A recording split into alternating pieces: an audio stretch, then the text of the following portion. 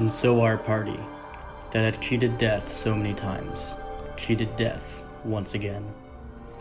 And the world was forever changed.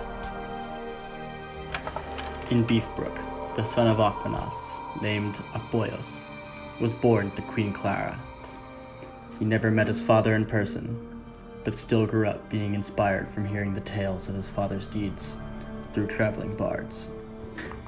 Though the city accepted him as their new king, the old king eventually returned from a distant war to reclaim his rightful throne. Unable to take the throne by force due to heavy losses in the war, the king demanded a meeting with Akboyos to settle things diplomatically. Akboyos was more than happy to bring diplomacy to the table. Thunderwave diplomacy.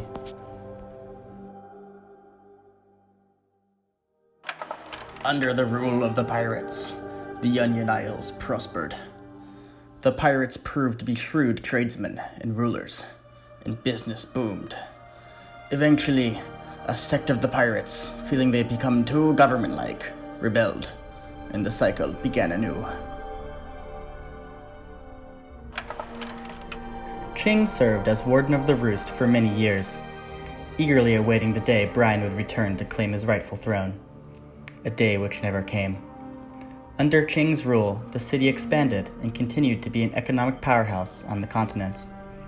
As it grew, the city grew more progressive and eventually found itself at the forefront of a number of advances in animal rights. Most importantly, no griffin chicken was ever sent to Boneville again. No longer afflicted by the tainted meat, life returned to a somewhat normal state for the citizens of Pork Pie Popolis. Though they continued to be the armpit of civilization on the continent, their little town thrived amidst the renewed trade with the West. Life in Fruitopia had changed forever. As the walls came down, the dwarves joined together to create a new, better world order. The vampire spawn plaguing the towns retreated back into the underworld, and there was peace once again. After the party killed Duke McVeigh, the Gigolo gang never really recovered. Though local bosses tried to rein in control of the gang, none had the whole package, as it were, to lead the gang. As a result, the eastern lands fell to the Icy Posse once more, and the Gigolo gang was even eventually driven from their own fortress, which fell to the hands of the dwarves. The Gigolo gang is considered a smaller gang now, with their base of operations having been relocated to a small, mildly dick-shaped cave near Beefbrook. The griffin chicken and the moose, abandoned by their masters, roamed the countryside, stopping injustice wherever they saw it.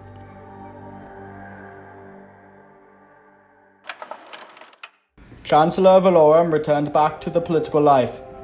In an ironic turn of events, he cast a vote of no confidence on the very man who had done it to him, and was re-elected. His time with the party had changed him. When asked to defer his motion to allow a committee to explore the validity of his accusations, he simply pulled out his penis, which pleased the Senate. He died in Pork Pie Popolis, an old and happy man. Timmy went back to the demon realm, where he went to demon boys school and eventually grew up to be a demon accountant. The monotony of his life broke him, and he longed for his mischievous days in the human realm. He committed suicide, aged 42, and a few thousand.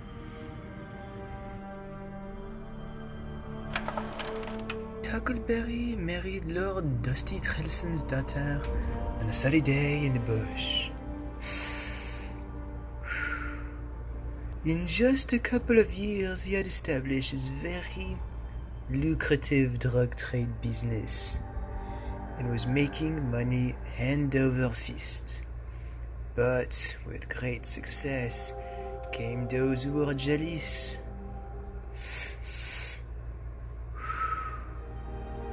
After enough lower-level peons and his company snitched on him, a well-armed guard militia arrived in his compound to take Huckleberry down. The fighting lasted hours, and when the smoke cleared, the guards found a corpse that had been ravaged by damaging spells. But it vaguely looked like Huckleberry, although who could be sure?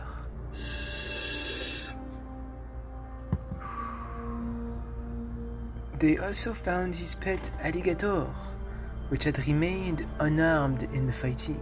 As the alligator was released into the wild, one guard noticed that it seemed to be walking with an odd spring in its step.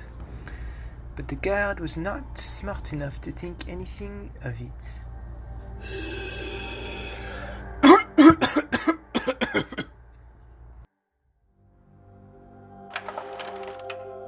At first, Davy Two-Tone Jones was hesitant about Mark's marriage to Wen, but once he realized how deep Mark's sexual deviancy ran, he relaxed, realizing that the marriage did not quell Mark's desire to rape. The more Mark quenched Davy's appetite, the more Mark's member began to develop a noticeable difference in shade, thus acquiring a two-toned penis.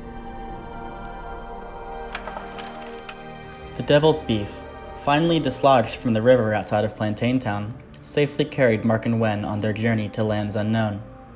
After they settled down, they would occasionally gaze out towards the docks, at the fifth member of their party, and finally remember days with Akkun and Brian. Brian had fulfilled his destiny and saved the world.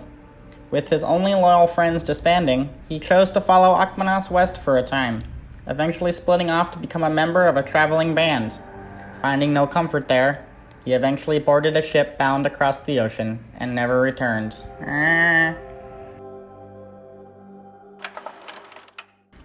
The eyes of humanity were not blind to the exploits of the influential party of Akmanos, Wen, and Mark. Though they largely disappeared from the public eye, their impact on the continent ensured that their legacies would live on in the minds of roaming storytellers of this great continent.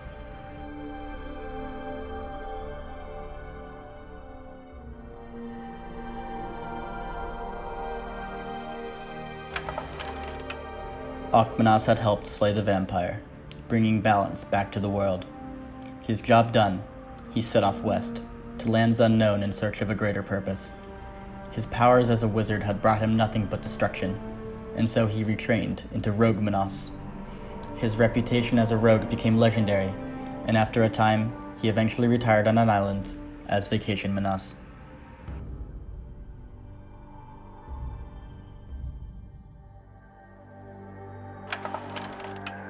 With the bloody butt plug firmly up his ass, and the flag of the bloody butt plug flying high above them, Mark and Wen traveled southeast from Plantain Town, hoping to get to the Onion Isles. As they unwittingly traveled towards lands unknown, they spent many a day with Wen acrobaticsing onto Mark's erect penis. Meanwhile, the two developed a reputation for their methods of recruiting pirate crewmen, cutting off balls and commandeering pleasure cruises. As this happened, Wen's belly continued to swell. Shortly before Wen gave birth, the couple was visited by a benevolent mermaid Kanye. He graciously bestowed a blessing on the baby, and in Wen's ear whispered a prophecy about her child which only Wen would know. Mark would have been prepared for a masterclass in circumcision.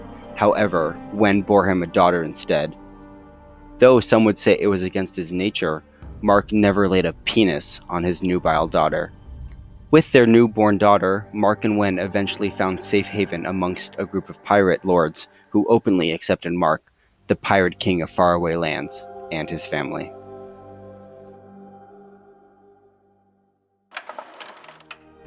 And so the party's road came to an end. For now. For better or for worse, the world had changed. But let's be clear, it was mostly worse. And despite all the changes, there would still be many assaults, murders, and other crimes in distant lands. Because Monday never changes. Dread it. Run from it. Monday still arrives.